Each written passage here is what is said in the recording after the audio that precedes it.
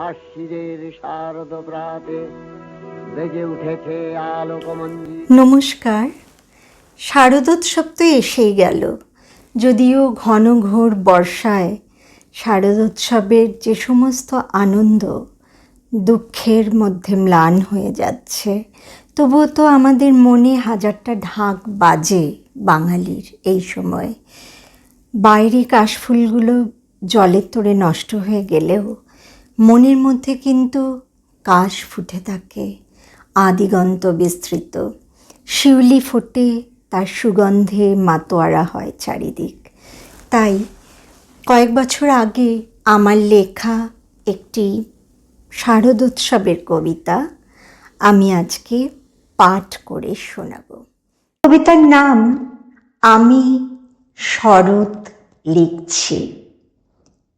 আমি শরৎ লিখছি, নীলকালিতে বকের সাদা পালক ডুবিয়ে ঝকঝকে নীল আকাশ আর সাদা মেঘ লিখছি।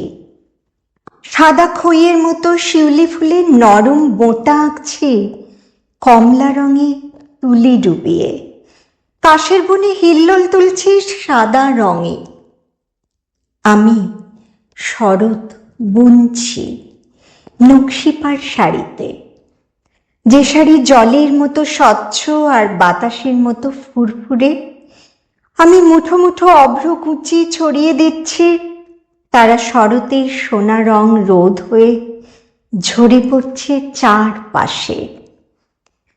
সবকটা পুজোর ছুটি লাল মেঝেতে রোদের চৌখুপি, পুজোর গন্ধ আর মায়ের গন্ধ টুপটাপ ঝরে পড়ছে সুগন্ধি এক আতর দান থেকে।